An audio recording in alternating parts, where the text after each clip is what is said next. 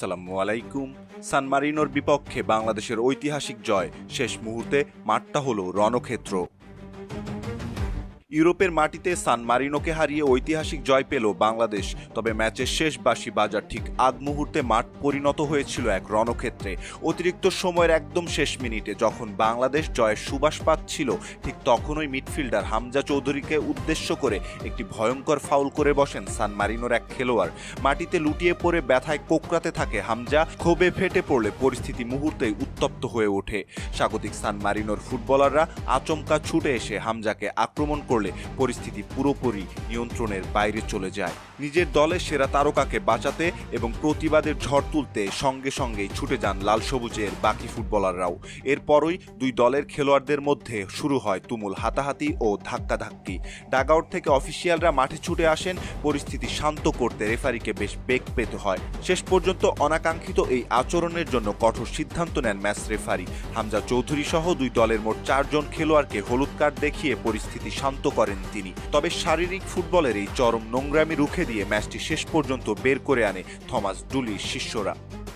ম্যাচের ফলের দিকে তাকালে ফিফা আন্তর্জাতিক প্রীতি ম্যাচে স্বাগতিক সান মারিনোকে 2-1 ব্যবধানে হারিয়েছে বাংলাদেশ।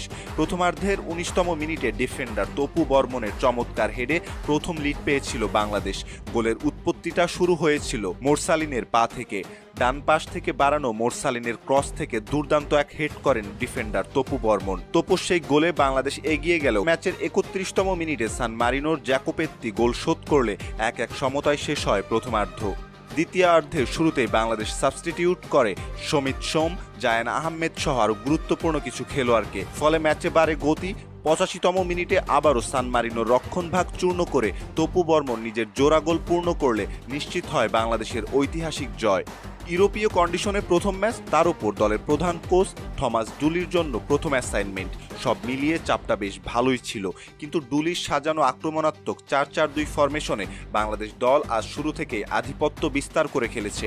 র্যাঙ্কিংয়ে সান মারিনো পিছিয়ে থাকলেও ইউরোপীয় ঘরনার চেনা মাঠে তারা যে মরণ কামড় দেবে তা আগে থেকেই জানা ছিল। তবে বাংলাদেশ দলের ডিফেন্স ও মাঝ মাঠের কঠোর প্রতিরোধে ভেস্তে গেছে স্বাগতিকদের সব পরিকল্পনা। সান মারিনোর মাটিতে এই 2-1 ব্যবধানের জয় কেবল একটি ম্যাচ জয় নয়, এটি বিশ্ব ফুটবলে বাংলাদেশের এগিয়ে যাওয়ার এক বড় বার্তা। হামজা চৌধুরীর রুখে দাঁড়ানো নেতৃত্ব আর তপু বর্মনের গোল উৎসবের এই রাত দীর্ঘদিন মনে রাখবে বাংলাদেশের ফুটবল প্রেমীরা। সম্মানিত দর্শক, এই ছিল আমাদের হাতে থাকা সর্বশেষ ফুটবল আপডেট। বাংলাদেশের ফুটবল ম্যাচে কার খেলা আজকে আপনার সব থেকে ভালো লেগেছে জানিয়ে দিতে পারেন আমাদের কমেন্ট সেকশনে।